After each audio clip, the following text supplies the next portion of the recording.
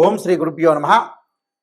2025 English ఈ సంవత్సరంలో మనకి ఏ విధంగా ఉండబోతుంది? 2025లో మేషాది ద్వాదశ రాశుల యొక్క ఫలితాలు ఏ విధంగా ఉండబోతుందో మనం తెలుసుకుందాము. సహజంగా మనకి రాహుకేతులు ఒక రాశి నుంచి మరొక రాశికి మారటానికి 18 నెలల పాటు ఉంటుంది. గురువు సంవత్సర కాలం పడుతుంది. శని 2.5 సంవత్సరాల పాటు పడుతుంది. అలానే రవి, బుధ, శుక్ర గ్రహాలు 30 రోజుల పాటు ఒక రాశి నుంచి మరొక రాశికి మారటం, కుజుడు 45 రోజుల పాటు మారటం, చంద్రుడు 2.5 రోజుల పాటు పడుతూ ఉంటుంది. మరి ఈ 2025లో అతి పెద్ద గ్రహాలను మనం అంచనా వేసుకునేటట్లయితే, అంటే మిగతా గ్రహాలన్నీ కూడా కొంత మార్పులు జరుగుతూ ఉంటుంటాయి. కొన్ని కాంబినేషన్స్, కొన్ని కంజంక్షన్స్ జరుగుతుంటాయి సహజంగా. అవన్నీ కూడా నెల రోజుల పాటు ఒక రాశి నుంచి మరో రాశికి 45 రోజుల పాటు మారుతూ ఉంటాయి.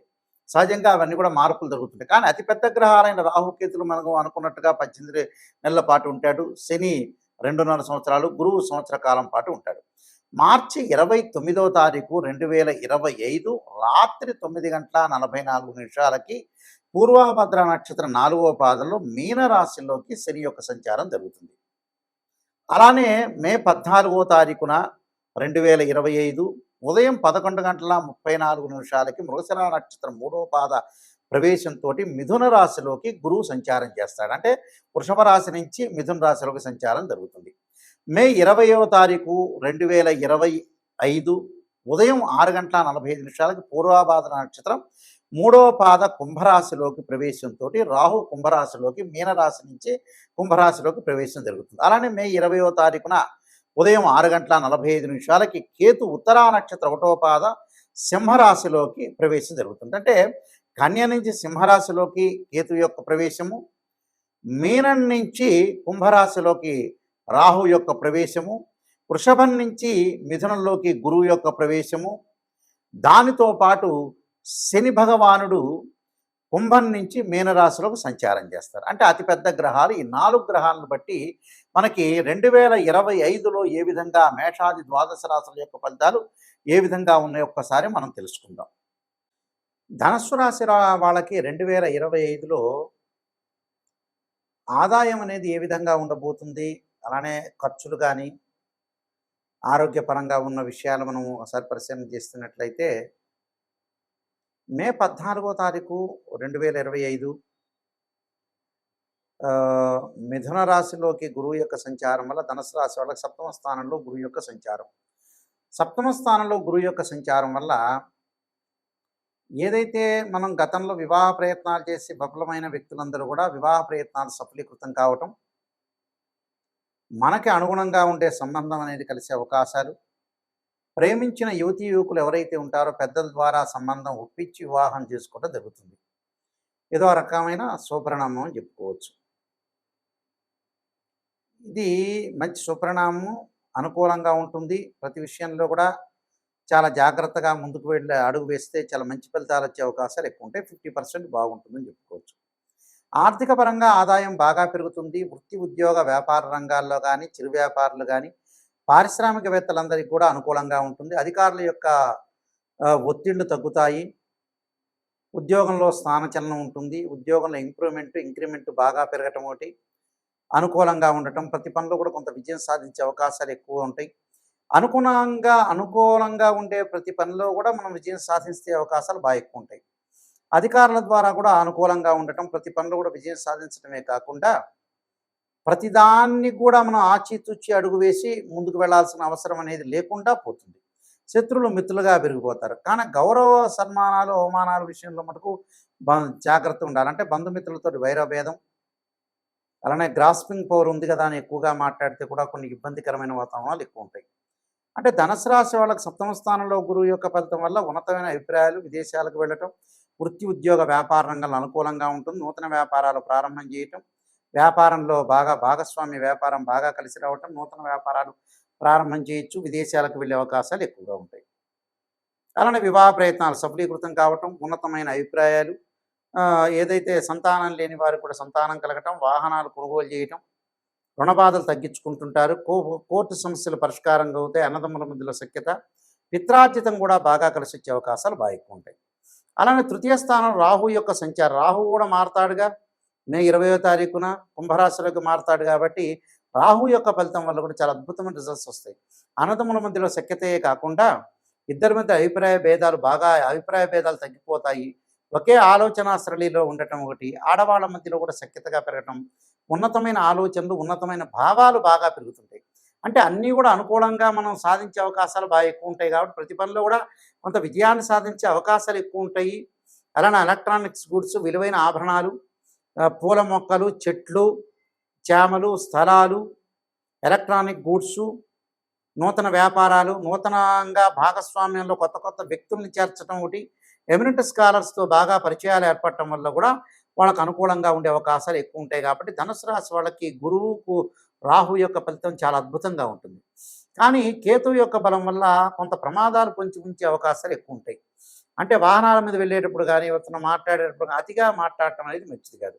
దానివల్ల కొంత ఇబ్బందులు కలిగే వాతావరణం ఉంటుంది. శని యొక్క బలం వల్ల కూడా తల్లి యొక్క ఆరోగ్య విషయంలో గానీ, వాహనాల మీద వెళ్ళేటప్పుడు కానీ కొద్దిగా దాని యొక్క స్పీడ్ తగ్గించుకొని ముందుకు వెళ్ళటం వల్ల చాలా మంచి పనులు జరిగే అవకాశాలు ఉంటాయి. నేను చెప్పిన నియమాలు మీరు పాటించడం వల్ల కూడా మంచి సుఫలితాలు జరిగే అవకాశాలు ఖచ్చితంగా ఉంటాయి.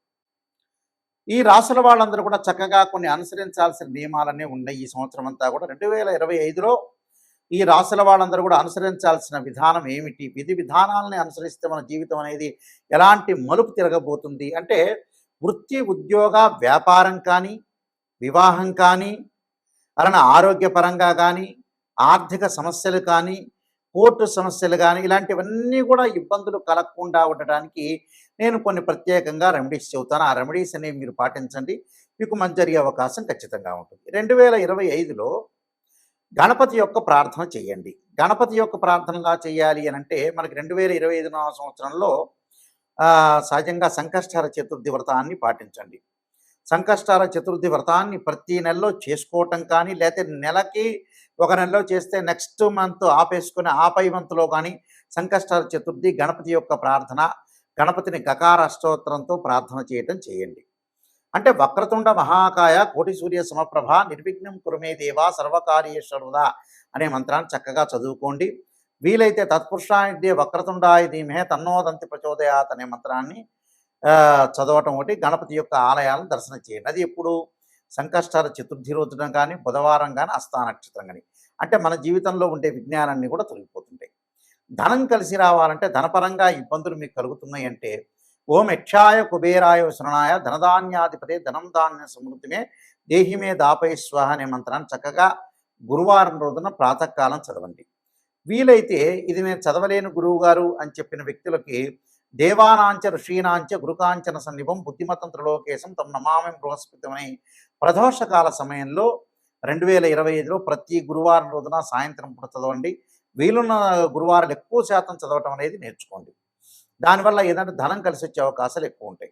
రుణబాధలు ఉన్న వాళ్ళు 2025లో ఖచ్చితంగా ఒక అర కేజీ బెల్లం బుధవారం రోజున కానీ, సోమవారం కానీ దానం చేయండి. దానితో పాటు ముఖ్యంగా వీలైతే శనివారం రోజున నల్ల నువ్వులు దానం చేయటం, ఆదివారం రోజున మినుములు, అలానే శనివారం రోజున ఉలవలు, గురువారం రోజున శనగలు దానం చేయటం అనేది మర్చిపోవద్దండి. చేసిన తర్వాత ఏదైనా సరే మంగళవారం వస్తుంటుంది మనకి.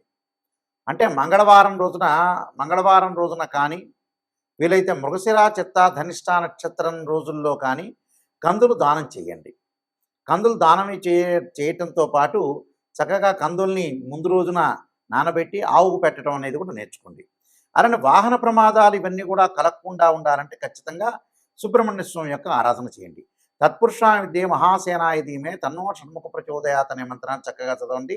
కోర్టు సమస్యలు కూడా మీకు పరిష్కారం జరిగే అవకాశాలు ఖచ్చితంగా ఉంటాయి. అలానే వివాహం కాని స్త్రీ పురుషులు ఎవరైతే ఉంటారో వాళ్ళందరూ కూడా తప్పకుండా సీతారాముల యొక్క కళ్యాణంలో కానీ, శివపార్వతుల యొక్క కళ్యాణంలో కానీ పాల్గొనండి. అలానే శ్రీ వల్లీదేవి సమేత సుబ్రహ్మణ్య స్వామి యొక్క కళ్యాణంలో పాల్గొంటే కూడా మీకు కళ్యాణం జరిగే అవకాశం ఖచ్చితంగా ఉంటుంది. దీనితో పాటు విద్యార్థులు ఖచ్చితంగా విద్యలో వెనకబడి ఉన్నట్లయితే దక్షిణామూర్తి స్తోత్ర పారాయణం చేయండి. అలానే సరస్వతీ దేవం ఆలయాన్ని సందర్శన చేయడం అనేది మర్చిపోతండి. అంటే ఇవన్నీ కూడా ఆరోగ్యపరంగా ఇబ్బందులు కలిగే వ్యక్తులు కూడా శరీరే జర్జరీభూతే వ్యాధిగ్రస్తే కలేబిరి ఔషధం జాహంవీతూయం వైద్యో నారాయణ హరి అనే మంత్రాన్ని చక్కగా చదువుకోండి. నువ్వుల నూనెతోటి శివుడికి అభిషేకం చేయండి. చేస్తే కూడా ఆయు ప్రమాణం పెరిగే అవకాశం ఖచ్చితంగా ఉంటుంది. అలానే ప్రతి విషయంలో కూడా ముందంజలో ఉండాలంటే ఖచ్చితంగా కొన్ని నియమాలనేవి పాటించండి. ఆ నియమాల్లో ముఖ్యంగా నేను కొన్ని విషయాలు స్పష్టంగా తెలియజేస్తున్నాను. అవన్నీ కూడా మీరు పాటించి ముందుకెళ్తే మీకు మంచి జరిగే అవకాశం ఖచ్చితంగా ఉంటుంది. ఇలాంటివన్నీ కూడా మీకు అన్నీ కూడా దోషాలన్నీ తొలగిపోవాలంటే ఖచ్చితంగా ఏదైతే మీకు బాధలనేవి ఉంటాయో, ఆ బాధలన్నీ కూడా తొలగటానికి ప్రత్యేకంగా నేను ఒక పుస్తకాన్ని రాశాను. అది రాజమండ్రి మోహన్ పబ్లికేషన్ వాళ్ళు బృహత్ పరిహార సింధు అని మంత్ర యంత్ర తంత్ర రెమెడీస్ అనే పుస్తకం ఉంది.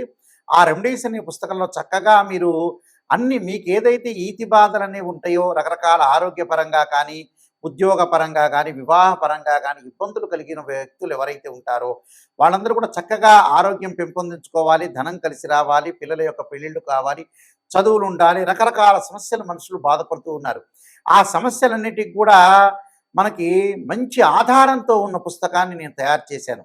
ఏమిటంటే అది రామాయణంలో కానీ, భాగవతంలో కానీ, భారతంలో ఉండే కొన్ని శ్లోకాలు కానీ, అలానే పురాణాల్లో కానీ, ఇతిహాసాల్లో కానీ మంచి మంచి శ్లోకాలు, మంత్రాలన్నీ కూడా మనకు వేదం చెప్తుంది. ఆ వేదంలో ఉండే శ్లోకాలు, మంత్రాలకు సంబంధించినవన్నీ కూడా రెమెడీస్ అనేవి కొన్ని పుస్తకంలో ఉంది కాబట్టి నేను రాసిన పుస్తకంలో పొందుపరిచానది. ఆ పుస్తకం పేరు బృహత్ పరిహార సింధు అంటారు. ఇది రాజమహేంద్రవరం మోహన్ పబ్లికేషన్ వాళ్ళు ప్రింట్ చేశారు. ఈ పుస్తకంలో మీకు ఏదైతే దోషాలనేవి జాతకపరంగా ఉంటాయో ఆ దోషాలన్నీ కూడా తొలగటానికి ఆ పుస్తకం అనేది చాలా ఉపయోగపడుతుంటుంది. ఆ పుస్తకాన్ని మనం స్క్రీన్ మీద చూపిస్తున్నాము. అందరూ కూడా ఆ పుస్తకాన్ని తీసుకుని ఆ పుస్తకంలో గ్రంథంలో ఉంటే ఏదైతే మీకు బాగలేదో ఆ శ్లోకాలు మంత్రాలు చదవటం వల్ల కూడా మీకు చక్కని పరిష్కార మార్గం దొరుకుతుందని మరి నేను ఆశిస్తున్నాను. సర్వే జనా సుఖినో భవంతు.